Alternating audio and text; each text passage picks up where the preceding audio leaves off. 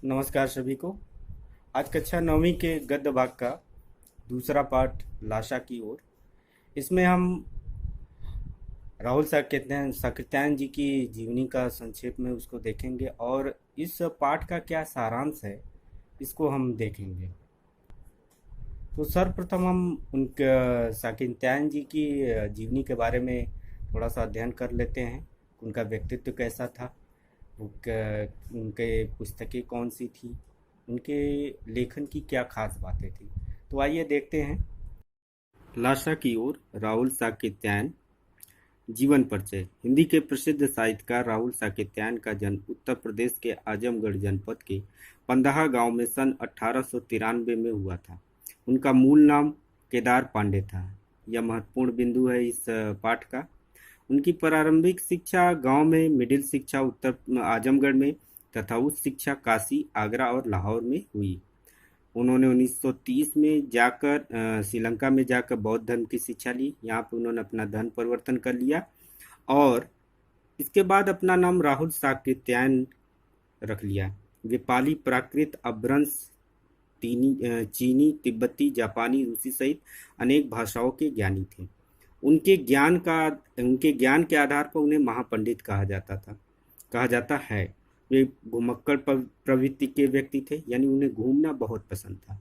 उन्होंने संसार के अनेक देशों की यात्राएं की। साहित्य का यह महापंडित 1963 में संसार छोड़कर चला गया।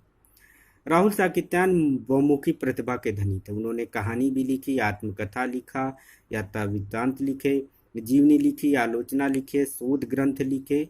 उनके रचना की बहुत सारे आयाम हैं। इसके साथ साथ उन्होंने विभिन्न ग्रंथों का भी हिंदी में अनुवाद किया। उनकी बहुत सारी रचनाएं हैं, लेकिन उसमें से 2-3 रचनाएं बहुत ही महत्वपूर्ण हैं। प्रथम है वोल्गा से गंगा, भागो नहीं दुनिया को बदलो और घुमक्कड़ सास राहुल जी की सबसे प्रसिद्ध रचना है, जिसमें उन्होंने अपने सारे यात्रा के जो उनके पहलू हैं, उन्होंने जिन जिन देशों की यात्रा की थी उसके बारे में उन्होंने लिखा है। इनकी भाषा शैली पे बात किया जाए तो इनकी भाषा शैली बहुत ही शुद्ध है, परिनिष्ठित है और इनकी रचनाओं में तत्सम तद्भव के साथ साथ अरबी फारसी बोलियों का भी बड़ा रोचक प्रयोग है। इन्होंने अपनी रचना को श्रेयकर बनाने के लिए, श्रेष्ठकर बनाने के लिए, अच्छा बनाने के लिए लोकोक्तियों तथा मुहावरों के प्रयोग भी किए हैं। इनकी साहित्य में इनका स्थान अद्वितीय है। ये घुमक्कड़ी के शास्त्र की रचना की। उन्होंने घुमक्कड़ी के लाभ का विस्तृत उद्देश्य बताया तथा यात्रा को ही घुमक्कड़ का उद्देश्य माना उन्होंने। इसमें मनोरंजन, ज्ञानवर्धन, अज्ञात स्थानों की जानकारी के साथ साथ भाषा का सांस्कृतिक आदान प्रदान भी होता है। यानी घूमना सिर्फ मनोरंजन करना ही नहीं, इनका उद्देश्य यह था इससे ज्ञान भी बढ़े और संस्कृतियों का आदान प्रदान। अभी हमने देखा कि वे पाली, प्राकृत, अपभ्रंश, चीनी, तिब्बती, जापानी, रूसी आदि अनेक भाषाओं के जानकार थे। इसका मुख्य कारण था कि इन्होंने जहाँ जहाँ भी यात्राएं की, उन जगहों की भाषाओं को पढ़ने, समझने और सीखने का प्रयास किया। आगे देखते हैं इस पाठ का सारांश। लाशा की ओर पाठ का सारांश देखते हैं। इसके लेखक राहुल जी की यह प्रथम तिब्बत यात्रा है, उसी से यह लिया गया है। उन्होंने 1929-30 में नेपाल की यात्रा की थी। उस समय भारतीयों को तिब्बत यात्रा की अनुमति न होने के कारण लेखक ने यह यात्रा भिखमंगे के छद्मवेश में की थी। यानी भारतीयों को मनाई थी, लेकिन चूंकि ये घूमने के शौकीन थे, वहाँ जाना चाहते थे, तो उन्होंने एक तरीका निकाला कि भिखमंगा बना जाए, उसका वेश धारण किया जाए और चला जाए। इस पाठ में उन्होंने लाशा की ओर जाने वाले दुर्गम रास्ते का रोचक वर्णन किया है। अपने इस यात्रा अनुभव में वहाँ की तिब्बती जीवन शैली और जो रास्ते हैं उसकी जो दुर्गमता है, जो कठिनाइयों का उन्होंने अनुभव किया, इस पाठ में उसका वर्णन किया है। इससे तिब्बती समाज के बारे में अनेकों जानकारी मिलती है। लेखक ने तिब्बत की अपनी यात्रा नेपाल तिब्बत के मार्ग से की थी, क्योंकि वह फरी कलिंगपोंग का रास्ता नहीं खुला था। तब उस समय वह रास्ता नहीं खुला था। इसी रास्ते से हिंदुस्तानी वस्तुएं भी तिब्बत जाती थी। यह व्यापारिक तथा सैनिक रास्ता था। इस पर जगह जगह फौजी चौकियां और किले बने हैं जिसमें चीनी सेना रहती थी। कुछ किलों में किसानों ने अपना डेरा जमा लिया था। लेखक ऐसे परित्यक्त किले के पास चाय पीने के लिए रुका। जो किले चीनी सेना ने छोड़ दिए थे, परित्यक्त का मतलब इन्होंने त्याग दिया था, वहाँ नहीं रह रही थी, वहाँ आसपास के किसानों ने अपने सामान रखने की जगह बना ली थी। तिब्बत में यात्रियों के लिए बहुत कुछ अच्छी बातें हैं तो कुछ तकलीफ वाली भी बातें थी। यहाँ अच्छी बातों में है कि यहाँ जात पात नहीं था, छुआछूत नहीं थी, पर्दा प्रथा नहीं थी और लोग अपने घरों को खुला रखते थे। चोरी वगैरह का कोई डर नहीं था, ताले वगैरह नहीं लगाते थे। और वहाँ के जो लोग होते थे, वहाँ के जो व्यक्ति होते थे, वहाँ की जो महिलाएं होती थी, वो अपरिचित को भी चाय बना कर दे देती थी। अगर व्यक्ति को लगता है, यात्री को लगता है कि अरे नहीं, ये इनका चाय कैसे पिया जाए, तो उनको इसकी भी अनुमति देती थी कि वो अपना चाय खुद बनाकर पी ले। इस परित्यक्त चीनी किले से चाय पीकर जब लेखक आगे बढ़ने लगे तो राहदारी मांगने वाले व्यक्ति को उन्होंने 2 चिंटे दे दिए। राहदारी मांगने का मतलब हुआ कि राह का जो कर होता है उसे उनसे किसी ने मांगा तो उन्होंने उसको 2 चिंटे निकाल कर दे दी। थोंगला के आखिरी गांव में उसे मित्र सुमति के जान पहचान के लोग मिले। इस कारण लेखक को ठहरने की अच्छी जगह मिल गई।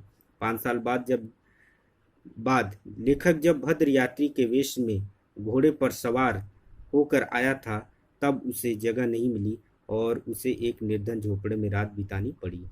अब ये परिस्थिति देखिए कि 5 साल बाद लेखक फिर जाता है और एक अच्छा इंसान, पढ़ा लिखा, सभ्य, संभ्रांत बनकर जाता है तो उसको रहने के लिए झोपड़ा मिलता है, लेकिन वह एक भिखारी के रूप में जाता है तो रुकने के लिए एक अच्छी जगह मिलती है। इस यात्रा में उनके साथ उनके दोस्त भी थे जिसमें एक नाम सुमति का है।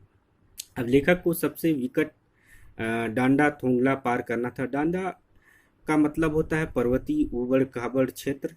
उसको पार करना था। 16-17 हजार फीट ऊंचाई पर स्थित ये डांडे सबसे खतरनाक जगह हैं।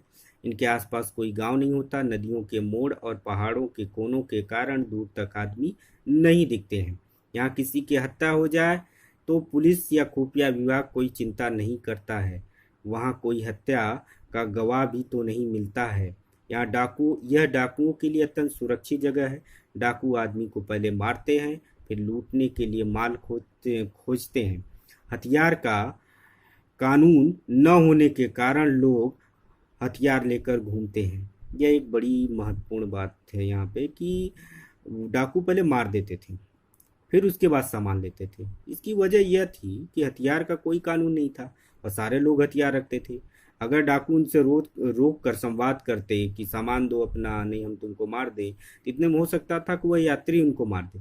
इसीलिए पहले उनको मार देते थे, फिर उनका सामान लेते थे। यानी सामान लेने के लिए व्यक्ति के जीवन को भी समाप्त कर देते थे। हथियार का कानून न होने के कारण लोग हथियार लेकर घूमते थे। डाकू यदि जान से न मारे तो अपनी ही जान का खतरा रहता है। लेखक और उनके साथी भीखमंगे के वेश में थे।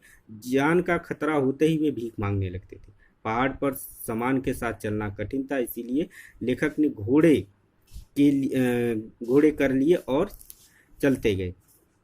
दोपहर तक वे डांडे पर पहुंचे जो 17,000 फीट ऊंचा था। यहाँ का वातावरण मनोरम था। दोनों ओर पहाड़ थे, इनमें कुछ पर बर्फ थी, कुछ पर नहीं थी, कुछ हरियाली भी नहीं थी। सबसे ऊंचा स्थान देवस्थान था जिसे कपड़े या झाड़ियों से सजाया गया था। लेखक को अब उतराई की ओर चलना था, यानी उतरकर आगे बढ़ना था, पहाड़ से उतरना था। उसके साथ उसके 1-2 साथी और चल रहे थे, पर वे सब बिछड़ गए क्योंकि लेखक का घोड़ा धीरे चलने लगा था। लेखक उन सबसे बहुत पीछे रह गया। इसी बीच वह रास्ता भटक कर कहीं और चला गया, फिर वापस रास्ते पर लौट कर आया। वह 4 बजे के करीब लंगकोर पहुंचा, जहां उसका जानकार सुमति प्रतीक्षा करता मिला। वह गुस्से में था, पर सारी बात जानकर उसका क्रोध शांत हो गया। लंगकोर में वह अच्छी जगह रुका। यहाँ उसे खाने को सत्तू, चाय तथा रात में गर्मा गर्म थुक्पा मिला। थुक्पा एक विशेष प्रकार का खाद्य पदार्थ था जो तिब्बती समाज में प्रचलन में था। लेखक और उसके साथी अभी तिंगरी के विशाल मैदान में थे। इसके चारों ओर पहाड़ थे जिससे यह मैदान टापू जैसा दिख रहा था। टापू का मतलब होता है ऊपर उठा हुआ जगह जिसके चारों तरफ पानी हो। इसी मैदान में तिंगरी समाधि गिरी है। यहाँ भी सुमति के यजमान थे। ये यजमानों के यहाँ जाना चाहते थे। बोध गया से लाए गए गंडे खत्म होने पर किसी भी लाल कपड़े का गंडा बनाकर बांटना शुरू कर दिया। गंडा का मतलब होता है कि एक मंत्र फूंक कर बनाया गया गांठ युक्त कपड़ा, जिसको हम लोग अपने भाषा में ताबीज भी कहते हैं। लेखक ने उसे ऐसा करने से मना कर दिया है। लेखक को यह सारी चीज़ें अच्छी नहीं लगी। लेखक को भारिया भारवाहक न मिल पाने के कारण सामान लेकर स्वयं चलना पड़ रहा था। तिब्बत की कड़ी धूप में 2 बजे सूरज की ओर मुंह करके चलने से गर्मी लग रही थी। सुमति अपने एक यजमान से मिलना चाह रहे थे, इसीलिए उन्होंने सेकर विहार की ओर चलने के लिए कहा। तिब्बत की जमीन जमींदारों में बटी है, जिनका ज़्यादा हिस्सा मठों के पास है। जमींदार जागीरदार मजदूरों से बेगार में खेती कराता, यानी उनको कुछ उसका मेहनताना नहीं देता था, पारिश्रमिक नहीं देते थे। खेती की देखरेख के लिए भिक्षु बेचे जाते थे, जो राजा से कम नहीं होते। सेकर की खेती के मुखिया लेखक से मिले। वहाँ एक सुंदर मंदिर था, उसमें कुंजर की हस्तलिखित 103 पोथियाँ रखी थी। एक एक पोथी का वजन 15-15 सेर था। सेर का मतलब यहाँ छटांग का होता है।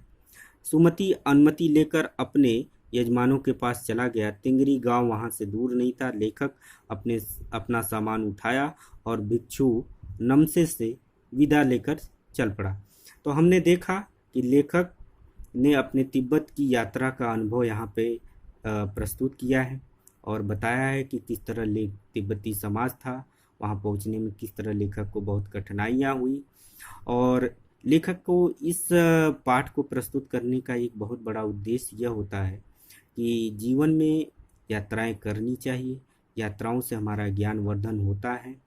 जो चीज़ हम पढ़कर नहीं जान पाते, अच्छी तरह नहीं समझ पाते हैं, यदि उसको हम अपनी आंखों से अपने सामने देखें, अनुभव करें, तो वह हमारे मानस पटल पर सदैव सदैव के लिए स्थापित हो जाता है।